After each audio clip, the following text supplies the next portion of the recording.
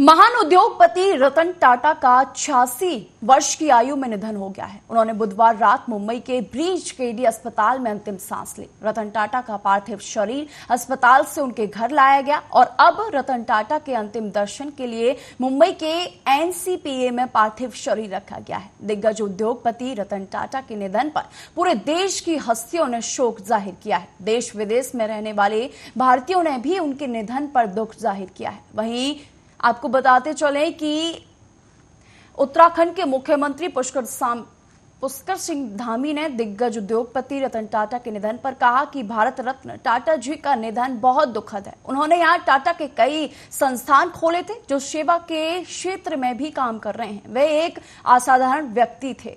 उन्होंने क्या कुछ कहा, सुनिए। भारत रत्न टाटा जी का निधन सभी देशवासियों के लिए बहुत ही दुखद है और उत्तराखंड वासियों के लिए भी बहुत दुखद समाचार ये उनका जाना है, क्योंकि उन्होंने उत्तराखंड में भी टाटा के अनेक प्रोजेक्ट यहाँ पर शुरू किए थे, अनेक संस्थान खोले थे। टाटा का जो उनका संस्थान है वो सेवा के क्षेत्र में भी यहाँ पर लगातार काम कर रहा है। नैनो की स्थापना भी उन्हीं के समय में हुई थी। वो एक असाधारण व्यक्तित्व थे और उनके लिए संस्थान में या देश में काम करने वाले लोगों में जितना एक बहुत बड़े जगह पर रहने वाले के लिए जो उनका महत्व था, उतना ही महत्व वो एक छोटे से छोटे काम करने वालों के लिए भी जो है बराबर का महत्व रखते थे। निश्चित रूप से उनका जाना बहुत दुखद है। मैं भगवान से प्रार्थना करूंगा कि भगवान उनको श्री चरणों में स्थान दे और उनके द्वारा जो देश दुनिया के अंदर भारत को आगे बढ़ाने के लिए काम शुरू किए गए वो काम। वहीं केंद्रीय गृह मंत्री अमित शाह ने भी रतन टाटा के निधन पर श्रद्धांजलि दी। उन्होंने कहा कि रतन टाटा जी का कल निधन हो गया। मैं उन्हें अपनी भावभीनी श्रद्धांजलि अर्पित करता हूं। रतन टाटा भारतीय जगत के ही नहीं बल्कि विश्व के एक सम्मानित उद्योगपति थे। टाटा समूह का नेतृत्व करना अपने आप में बहुत बड़ी बात है, लेकिन उन्होंने टाटा समूह का नेतृत्व उस समय संभाला जब टाटा समूह को कई बदलावों की जरूरत थी। 119वें वार्षिक सत्र में आप सभी को मिलकर साथ अर्थ में बहुत बहुत आनंद और हर्ष होता है। मित्रों, आज मैं आपका पूरी टीम के साथ मंच पर बैठा हूं। श्री संजीव अग्रवाल जी, हेमंत जी, राजीव जी, रंजीत जी और ये पूरा सभागार खींचोखींच आप लोगों के मन से वार्षिक सत्र में आने से भरा हुआ है। मेरे मन में भी था लंबी बातचीत करेंगे, मगर जैसा आप सब जानते हैं कल श्री रतन टाटा का निधन हो गया और आज मुझे वहां मुंबई जाना पड़ रहा है। सबसे पहले तो मैं रतन टाटा जी को बहुत मनपूर्वक श्रद्धांजलि देता हूं। रतन टाटा जी, मेरा उनसे व्यक्तिगत भी गहरा परिचय रहा, परंतु न केवल भारतीय उद्योग जगत के, पूरे विश्व के एक सम्मानीय उद्योजक रहे। टाटा समूह का नेतृत्व करना ही अपने आप में एक बहुत बड़ी बात होती है, परंतु उन्होंने टाटा समूह का नेतृत्व ऐसे समय में संभाला जब टाटा समूह को अनेक प्रकार के परिवर्तन करना जरूरी था। खबर सासाराम से है, जहां पिछले महीने के 30 सितंबर को एक नर्तकी की हत्या मामले में पुलिस ने आरोपियों की गिरफ्तारी कर ली है। आपको बता दें कि नर्तकी आरती कुमारी की हत्या उसके पति आदित्य कुमार सिंह ने ही अपने सहयोगी के साथ मिलकर की। आपको बता दें कि 3 साल पहले एक नाच प्रोग्राम के दौरान आरती की मुलाकात भोजपुर जिले के रहने वाले आदित्य कुमार सिंह के साथ हुई। उसके बाद दोनों ने शादी कर ली थी। उन दोनों से एक बच्चा भी था, लेकिन पिछले 1 साल से आदित्य कुमार ने नर्तकी आरती कुमारी के साथ जो है वो दूरी बना ली तथा उसे दैनिक खर्च भी उसने देना बंद कर दिया, जिसके बाद परेशान होकर आरती कुमारी पुनः अपने पुराने धंधे पर लौट गई। इसके बाद आदित्य कुमार सिंह नाराज हो गया तथा अपने एक साथी मंजय कुमार के साथ मिलकर रणनीति बनाई और किसी तरह बहला फुसलाकर आरती को अपने साथ ले गया तथा सुनसान जगह पर करबंदिया के पास गोली मारकर उसे सड़क किनारे फेंक दिया, जिससे आरती की मौत हो गई। पुलिस ने इस पूरे मामले को गंभीरता से लिया तथा वारदात में शामिल मंजय कुमार को उत्तर प्रदेश के विद्यांचल के पास से गिरफ्तार कर लिया। वहीं पुलिस के दबिश को देखते हुए आदित्य कुमार ने सरेंडर कर दिया। करबंदिया थाने में इसमें आरती कुमारी पिता कृष्णा नट विश्रामपुर टोला सासाराम मुफस्सिल थाने की रहने वाली, उनकी हत्या कर दी गई थी। इसमें घटना में दिनांक 30 की सुबह को लगभग 8 से 9 के बीच में आरती कुमारी घायल अवस्था में प्राप्त पाई गई थी करबंदिया कंचनपुर रोड के पास, जहां से उनको घायल अवस्था में इलाज के लिए अस्पताल ले जाया गया, जहां इलाज के क्रम में उनकी मृत्यु हो गई। बाद में पोस्टमार्टम के उपरांत यह स्पष्ट हो पाया कि उनकी हत्या गोली मारकर की गई। उसके बाद उनकी बहन मुस्कान कुमारी के फर्द बयान पे एक प्राथमिकी दर्ज की गई, जिसमें यह बताया गया कि आरती कुमारी का संपर्क आदित्य कुमार सिंह पिता धर्मेंद्र सिंह तेतरिया उद्वंत नगर जिला भोजपुर के रहने वाले से था, जो उनको घटना के एक दिन पहले यानी 29 तारीख की शाम को उनके घर से बुलाकर लेके गया था। शायद उनके द्वारा इसकी हत्या की गई। जब इस कांड में अग्रतर साक्ष्य संकलन किया गया तो तकनीकी साक्ष्यों के आधार पर स्पष्ट हुआ कि आदित्य कुमार अकेला नहीं था, उसके साथ कोई एक और व्यक्ति भी था, जिसकी पहचान मंजय कुमार के रूप में की गई, जो आदित्य कुमार का ही ग्रामीण है, जो उसके गांव का ही रहने वाला है, वो भी उसके साथ था। जब उस घटना के बाद उसी गतिविधि के संबंध में साक्ष्य संकलन किया गया तो पता चला कि वो अपने साथ कुछ लोगों के साथ मिलकर वो विंध्याचल की तरफ एक गाड़ी में भाग रहा है। उसका पीछा करने के दौरान टीम ने उसको विंध्याचल में रोका। उसके बाद अग्रतर सत्यापन के लिए जो उसके साथ लोग थे तो जब लेके आए गए, उसमें से एक की पहचान मंजय कुमार के रूप में हुई। मंजय कुमार के द्वारा पूरे घटना के बारे में विस्तृत विवरण बताया गया कि कैसे कैसे ये घटना की गई। उसके बाद उसके गिरफ्तार होने के 2 घंटे के अंदर ही आदित्य कुमार ने माननीय न्यायालय में आत्मसमर्पण कर दिया, जिसको पुलिस द्वारा रिमांड पर लिया गया और पूछताछ किया जा रहा है। खबर रायबरेली से है, जहां घर से सामान लेने गई 8 वर्षीय बालिका के साथ दुष्कर्म की वारदात को अंजाम दिया गया। वहीं आपको बता दें कि दुष्कर्म का प्रयास करने वाले आरोपी को पुलिस ने गंभीर धाराओं में मुकदमा दर्ज कर आरोपी को गिरफ्तार कर लिया है। आपको बता दें कि मामला जगतपुर थाना क्षेत्र का है, जहां की रहने वाली एक 8 वर्षीय बालिका गांव की दुकान के सामान जो है वो गांव की दुकान के पास लेने जा रही थी। तभी रास्ते में सचिन पुत्र छोटे लाल ने उसका मुंह दबाकर सड़क किनारे अपने घर में वो उठा ले गया। कुछ देर बाद जब बच्ची दुकान से घर वापस नहीं लौटी तो परिजनों ने बच्ची की तलाश करना शुरू कर दिया। तभी घर और दुकान के बीच में बने एक घर से बच्ची की रोने की आवाज सुनाई पड़ी। जब परिजन दरवाजे को धक्का देकर कमरे के अंदर गए तो बच्ची कमरे में रोती हुई मिली, जिसके बाद पूरे गांव में हड़कंप मच गया। परिजनों की सूचना पर पहुंची पुलिस ने तहरीर के आधार पर मुकदमा दर्ज करके बच्ची को मेडिकल परीक्षण के लिए जिला अस्पताल भेजा। वहीं पुलिस की दूसरी टीम ने बच्ची के साथ छेड़छाड़ करने वाले आरोपी सचिन को हिरासत में लेते हुए विधिक कार्रवाई शुरू कर दी है। अवगत कराना है कि आज दिनांक 9 अक्टूबर 2024 को वादी द्वारा थाना जगतपुर पर तहरीर देकर बताया गया कि उसकी 8 वर्षीय पुत्री दुकान पर सामान लेने गई थी। विपक्षी उम्र करीब 19 वर्ष, जिसका घर रास्ते में पड़ता है, उसके द्वारा वादी की पुत्री को हाथ पकड़कर घर में खींच लिया गया। वह उसके साथ अश्लील हरकत व छेड़खानी करने लगा। वादी की पुत्री द्वारा शोर मचाने पर गांव के लोग आ गए। वादी द्वारा दी गई तहरीर पर सुसंगत धाराओं में थाना जगतपुर पर अभियोग पंजीकृत किया गया है। पीड़िता व पीड़िता की मां द्वारा घटना छेड़खानी की बताई जा रही है। पीड़िता को मेडिकल परीक्षण हेतु भेजा गया है। अभियुक्त को पुलिस हिरासत में ले लिया गया है। अग्रिम विधिक कार्रवाई प्रचलित है। खबर शाजापुर से है, जहां कीड़े और एक्सपायरी डेट की खाद्य सामग्री बेचने के मामले में प्रशासन ने मोमोज बेक अफेयर बेकरी को सील करने की कार्रवाई की है। त्योहारी सीजन में मिलावटी और गुणवत्ताविहीन खाद्य सामग्री की बिक्री पर रोक लगाने के लिए कलेक्टर ऋतु बाफना के निर्देशन में खाद्य सुरक्षा एवं औषधि प्रशासन विभाग द्वारा राजस्व विभाग के अधिकारियों के साथ मिलकर चेकिंग की कार्रवाई की जा रही है। नायब तहसीलदार नाहिद अंजुम ने बताया आया है कि विभिन्न खाद्य दुकानों से खाद्य पदार्थों के नमूने जांच हेतु लिए गए हैं। वहीं सोमवारिया बाजार स्थित मोमोज बेक अफेयर बेकरी पर चेकिंग के दौरान एक्सपायरी डेट एवं कीड़े लगी खाद्य सामग्री मिली है, जिस पर जांच के लिए नमूने लिए गए हैं और अग्रिम कार्रवाई हेतु बेकरी को सील करने की कार्रवाई की गई है। जितनी भी खाद्य सामग्री है, जो कि शहरों में अलग अलग प्रकार की खाद्य सामग्री बिक रही है, उसकी जांच के लिए यहाँ पे बेकरी जो है, यहाँ पे बेकरी है, वहाँ पे उपस्थित हुए थे हम राजस्व की टीम और खाद्य की टीम। इसमें हम लोगों के द्वारा जब जाँच की गई तो उसमें काफ़ी सारे एक्सपायरी डेट्स के प्रोडक्ट्स पाए।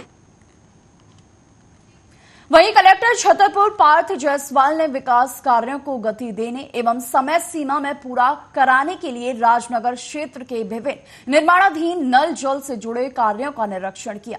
कलेक्टर ने जल शोधन संयंत्र और कूटने इंट के वेल का निरीक्षण किया। समय सीमा में कार्य पूर्ण करने के उनके द्वारा निर्देश दिए गए। वहीं आपको बता दें कि निर्माणाधीन कूटने राजनगर के जल निगम के जल संशोधन संयंत्र पूर्ण होने से लगभग 133 ग्राम लाभान्वित हुए हैं। इस दौरान जल परियोजनाओं से जुड़े उच्च अधिकारी वहां उपस्थित रहे। वहीं आपको बता दें कि कलेक्टर पार्थ जायसवाल ने कुटने राजनगर ग्राम समूह जल प्रदाय योजना अंतर्गत बनाए जा रहे निर्माणाधीन जल शोधन संयंत्र का निरीक्षण करते हुए गुणवत्ता को ध्यान में रखते हुए हर हाल में समय सीमा में पूर्ण कराने के निर्देश दिए। साथ ही वहां कार्यरत मजदूरों से भी उनकी मूलभूत व्यवस्थाओं और कुशलताओं के बारे में चर्चा की गई। राजनगर जल निगम की जो योजना है उसका निरीक्षण किया है। यहाँ पे निर्माणाधीन जो वाटर ट्रीटमेंट प्लांट है उसका निरीक्षण किया है। काम की गुणवत्ता के संबंध में और काम की गति के संबंध में आवश्यक निर्देश दिए गए हैं।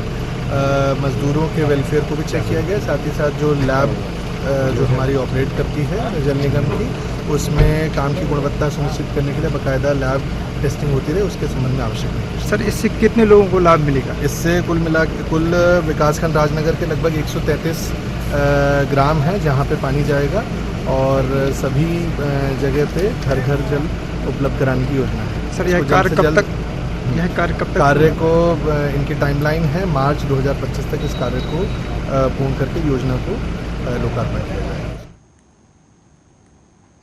वहीं सोसर के ग्राम सिल्लेवाड़ी घाटी के बाजारी माता मंदिर में नवरात्रि का पर्व मनाया जा रहा था कि एक अनियंत्रित तेज रफ्तार ट्रक ने तांडव मचाते हुए आधा दर्जन से अधिक मोटरसाइकिल व लोगों को अपनी चपेट में ले लिया, जिसमें मौके पर ही एक युवक की मौत हो गई तो वहां 4 लोग गंभीर रूप से घायल हो गए, जिसमें 4 वर्ष की बालिका भी शामिल है। घटना से लोगों में आक्रोश का माहौल पैदा हो गया है। तो वहीं ट्रक चालक शराब के नशे में धुत की आशंका जो है वो लोगों के द्वारा जताई जा रही है। घायलों को अभी फिलहाल सिविल अस्पताल में ले जाया गया है, जहां प्रशासनिक अमला मौजूद है। वहीं घायलों को हर संभव इलाज देने की बात कही जा रही है। वहीं ट्रक व चालक को पुलिस ने हिरासत में ले लिया है।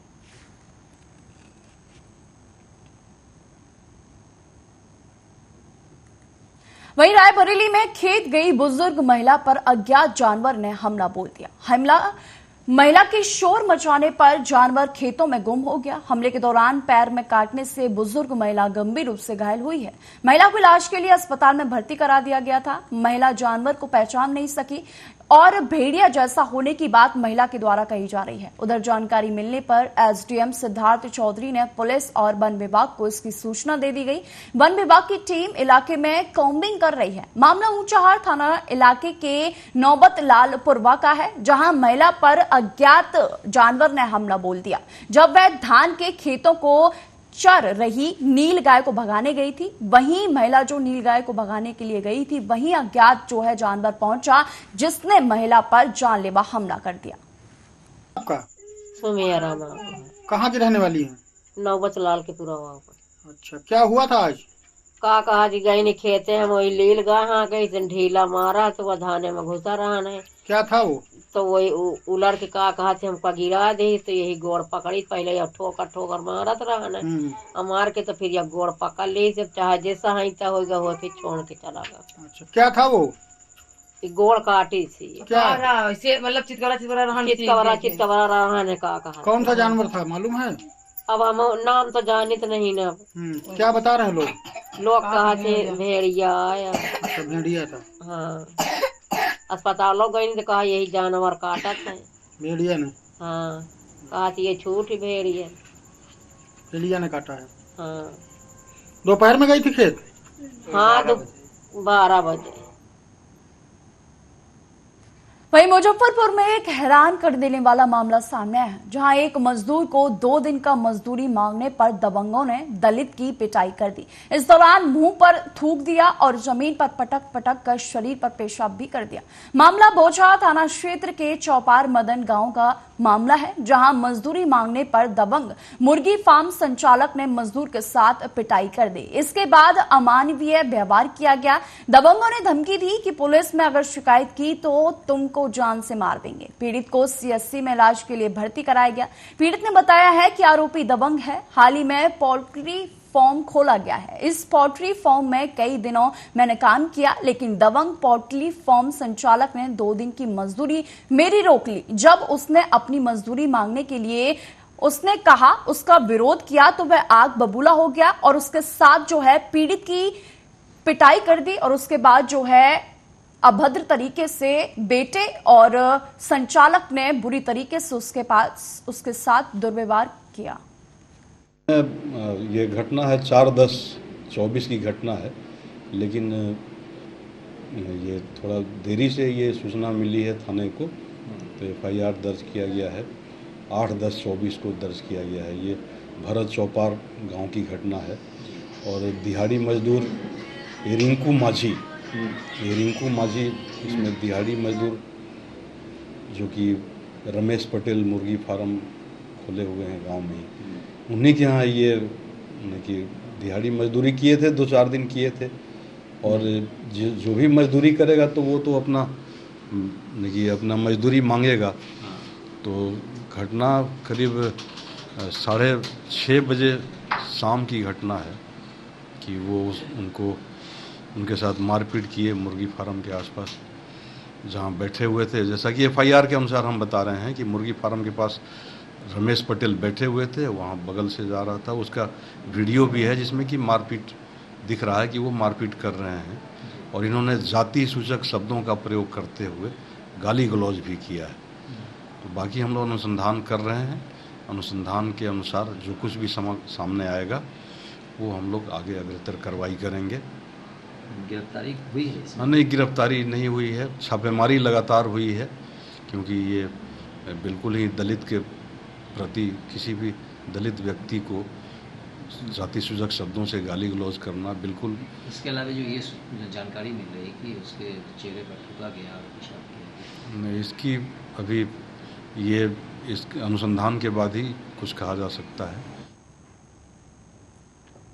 खबर विदिशा से है, जहां शहर के मोहिनीगिरी गली नंबर 2 में रहने वाले भंवरलाल रजक द्वारा नवरात्रे पर पहले दिन से मन की भक्ति भाव से पूजा अर्चना करने के साथ साथ यहां बाड़ी भी लगाई जाती है। ये कार्य पिछले 40 से 45 सालों से वो करता आ रहा है। बड़ी संख्या में जो है वो पहले 9 दिन ज्योति जलाई जाती है और समापन के बाद कन्या भोजन का आयोजन भी किया जाता है। उनका कहना है कि मां इससे प्रसन्न होती हैं, सभी की दुख जो है वो दूर होते हैं। दूर दूर से लोग यहाँ पर अपनी मन्नत लेकर आते हैं, उनकी मन्नतें यहाँ पर पूरी होती हैं। उन्हें बताया जाता है कि कोरोना काल में देश प्रदेश में सभी की रक्षा के लिए अखंड ज्योत प्रज्वलित की गई थी, रामायण पाठ रखा गया था, उसके बाद उन्हें विसर्जित किया गया। इस विपरीत परिस्थिति में भी हम पूरी तरीके से सुरक्षित रहे, ऐसा मां दुर्गे के आशीर्वाद के साथ ही हो सका है।